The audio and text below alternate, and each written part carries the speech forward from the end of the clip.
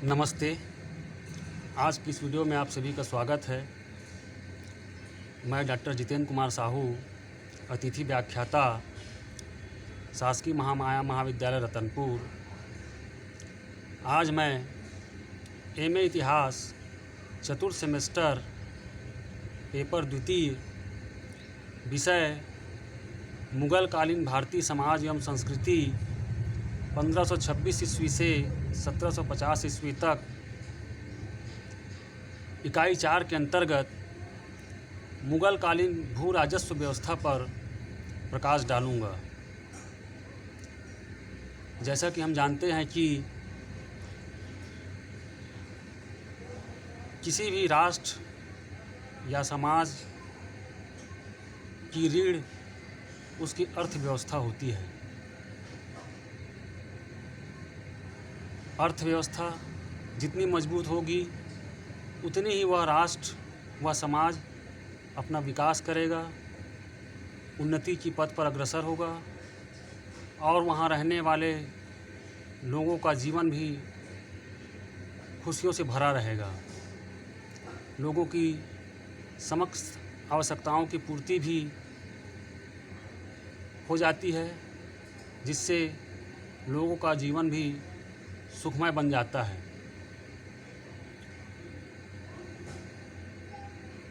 अर्थव्यवस्था को मजबूत करने के लिए हर राष्ट्र कई तरह के कर वसूल करते हैं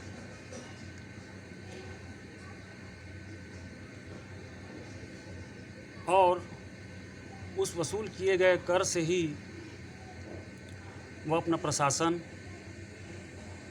सुचारू रूप से चलाता है और अपनी प्रजा की आवश्यकताओं की पूर्ति भी करता है।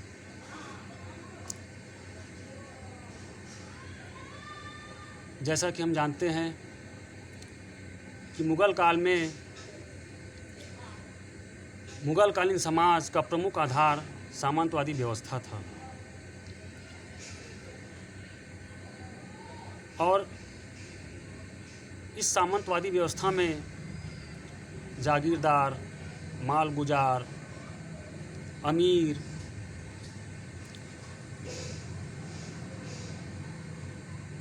इस तरह के सामंत होते थे। ये सामंत रैयतों से, किसानों से कर वसूल करने का काम करते थे और इस सामंतवादी व्यवस्था के कारण समाज में दो वर्गों का उदय होता है, एक मालिक वर्ग और दूसरा रैयत या मजदूर वर्ग। लेकिन ये सामंत हक एवं जिम्मेदारी पर एक जैसा ध्यान नहीं देते थे। यदि उनको लगान वसूल करने का हक प्राप्त था तो उसके बदले में उनकी यह भी जिम्मेदारी होती थी कि वह रैयतों की, किसानों की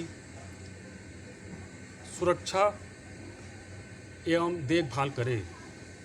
इसके विपरीत ये सामंत केवल हक के साथ अपना लगान वसूल करने का कार्य करते थे, लेकिन अपनी जिम्मेदारी के प्रति पूरी तरह से उदासीन रहते थे।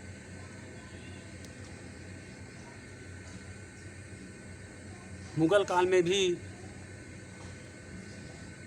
मुग़ल शासकों ने अपनी अर्थव्यवस्था को मजबूत करने के लिए कई तरह के कर वसूल करवाते थे, जैसे कि जजिया, ज़कात, खिराज, खम्स, तीर्थ यात्रा कर, बाजार कर, चुंगी कर, वृक्ष कर आदि।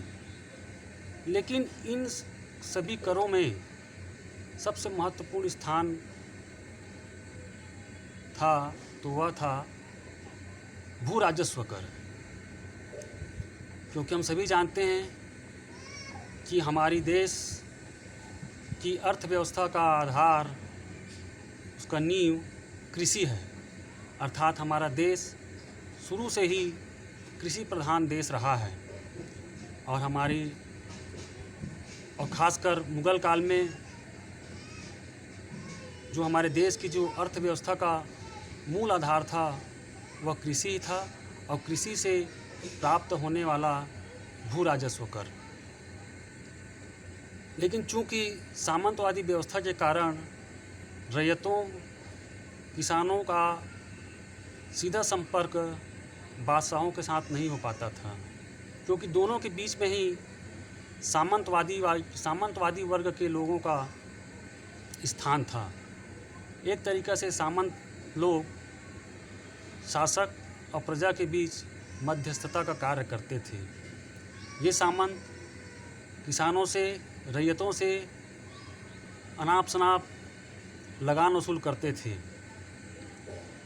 जिसके कारण रैयतों की, किसानों की आर्थिक स्थिति खराब होती ही गई और साथ ही उनका जीवन भी विकास करने में रुक गया। ये सामंत अपने ढंग से कर वसूल करते थे और इस तरह से मुग़ल काल के आरंभ तक ये जो जागीरदार, मालगुजार, अमीर और ज़मींदार होते थे, उन्होंने किसानों का अत्यंत ही शोषण किया और उनकी आर्थिक कमर को पूरी तरह से तोड़ दिया, जिसके फलस्वरूप रैयतों और किसानों का जीवन अत्यंत ही कष्टमय हो गया। और इसके कारण उस ज़माने में, उस काल में कई क्षेत्रों में किसानों ने, रैयतों ने विद्रोह भी किए और अपना असंतोष भी जाहिर किया। लेकिन जब हम मुग़ल काल की बात कर रहे हैं तो इस भू राजस्व व्यवस्था में सुधारने का जो प्रयत्न किया गया वह एक तो सम्राट अकबर ने किया अपने साम्राज्य में, और दूसरा इसी काल में दक्कन में शिवाजी ने किया। शिवाजी भी इतिहास में किसानों के नेता कहे गए हैं। शिवाजी ने भी दक्कन में भू राजस्व व्यवस्था में सुधार किए ताकि किसानों पर गैर वाजिब बोझ ना पड़े।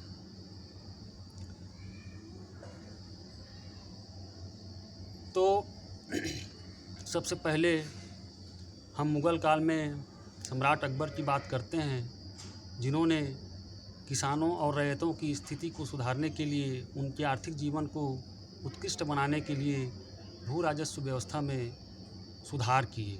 और इस सुधार कार्य में उनको जो सहयोग मिला था वो सहयोग दिए राजा टोडरमल ने।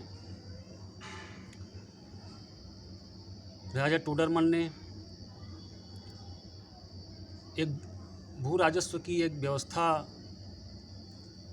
बनाई थी, वह था 10 साला व्यवस्था, और जिसे हम जब्ती व्यवस्था के नाम से भी जानते हैं।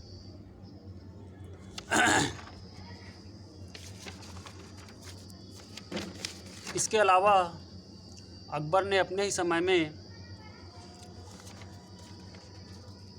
करोड़ी व्यवस्था भी लागू करवाया था। इन दोनों ही व्यवस्था के माध्यम से वो किसानों की आर्थिक दशा को सुधारने का प्रयास किया, और जो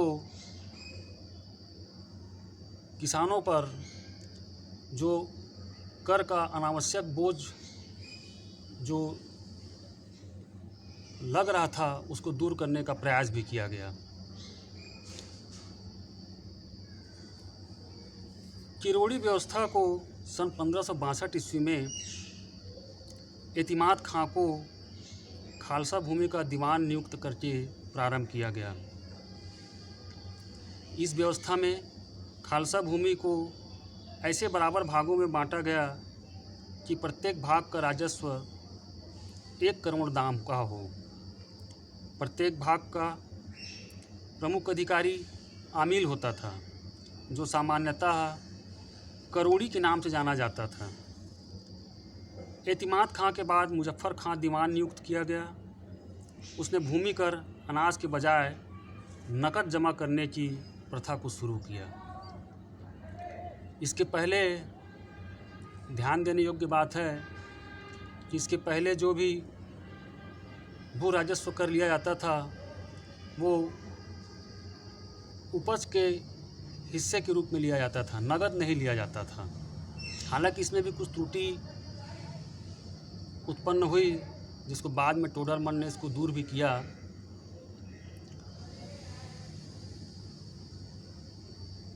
दीवान जो होते थे वास्तव में वो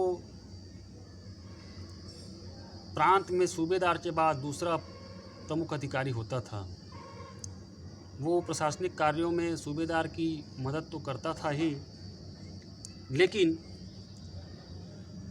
उसका प्रमुख कार्य जो होता था वह था प्रांत में आय व्यय का हिसाब रखना और अर्थ संबंधी मामलों का निरीक्षण करना, और यदि भूमि एवं लगान संबंधी कोई विवाद है तो उसको निपटारा भी करता था। दीवान की नियुक्ति मुग़ल बादशाह ही करते थे। तो 10 साला बंदोबस्त में यह व्यवस्था किया गया कि हर 10 साल के उपज का हिसाब लगाया गया और उस उपज का बाज़ार मूल्य भी लगाया गया। अर्थात कोई भी परगना हो वहाँ प्रत्येक 10 साल में जितनी फसल हुई है और उस फसल का बाज़ार का मूल्य क्या है इसको निकाला गया। उसके बाद इसका फिर औसत अर्थात लगभग 1 साल में कितना उपज होता है और उसका बाज़ार भाव क्या है यह निकाला गया। और इस तरह से फिर इसी औसत के आधार पर राज्य का हिस्सा 1/3 निकाला गया। अर्थात किसानों को अपनी उपज का 1/3 हिस्सा कर के रूप में देना होता था।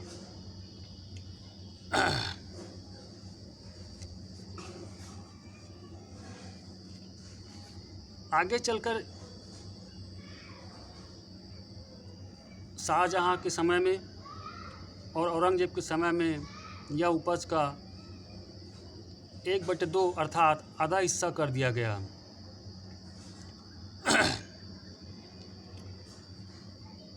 इसमें भी एक समस्या थी कि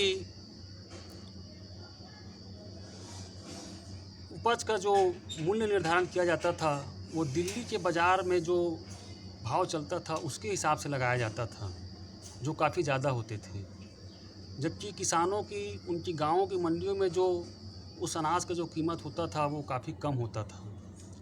इसलिए जब लगान देना होता था किसानों को तो उनको ज़्यादा रकम अदायगी करनी पड़ती थी, जिसके कारण किसानों में असंतोष भी बढ़ा। फिर इस संबंध में बाद में टोडरमल ने अकबर से विचार करके इस समस्या का निराकरण भी किया। इसके अलावा अकबर ने भू राजस्व व्यवस्था में सुधार के लिए उन्होंने सबसे पहले तो जागीरदारी प्रथा को समाप्त कर दिया। यद्यपि अकबर से पहले बाबर और हुमायूं भू राजस्व के लिए मालगुजारी व्यवस्था को अपनाए थे और बाद में शेर शाह सूरी ने भी मालगुजारी व्यवस्था को ही अपनाया था, लेकिन अकबर ने इस व्यवस्था को अपनाने के बाद इसमें आवश्यक सुधार भी किए। और अफगान शेर शाह सूरी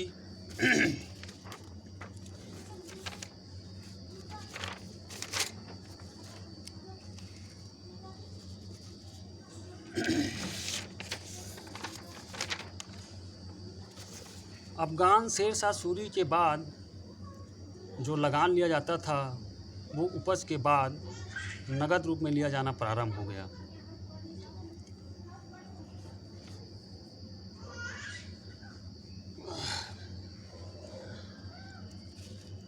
उसके बाद जागीरदार और अमीर लोग रईयतों से अत्यधिक कर वसूल करना भी प्रारंभ कर दिए थे, जिसकी जानकारी बादशाह अकबर को भी नहीं होती थी। लेकिन जब इसका पता चला तब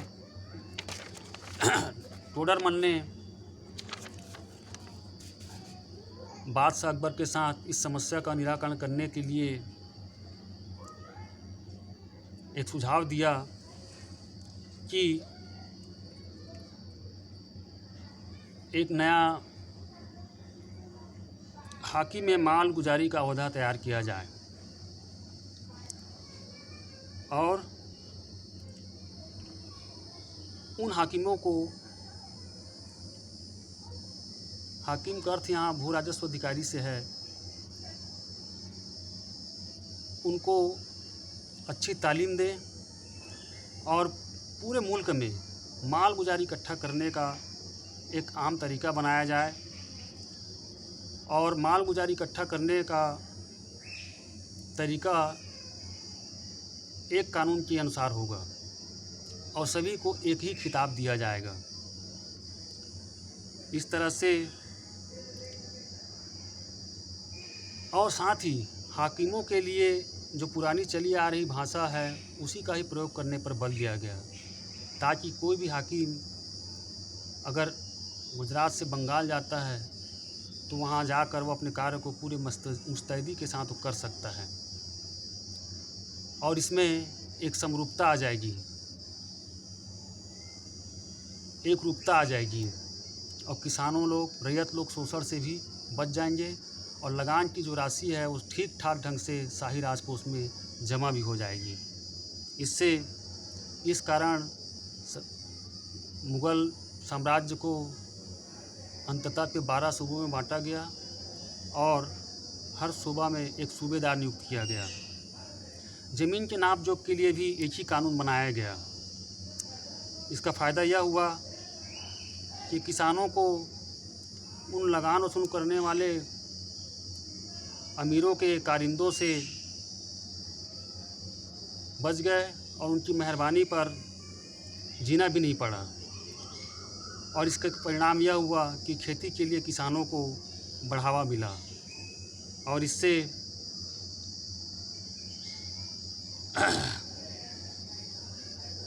सल्तनत को फ़ायदा भी काफ़ी हुआ। मुग़ल साम्राज्य की राजस्व बढ़ी और उनकी हुकूमत की ताकत भी बढ़ी।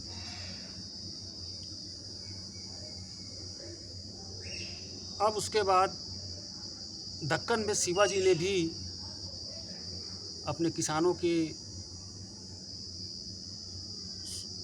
पर जो अत्यधिक कर जो लगाए जा रहे थे वतनदार और देशमुखों के द्वारा, उनका जो शोषण किया जा रहा था उसको भी उन्होंने दूर किया।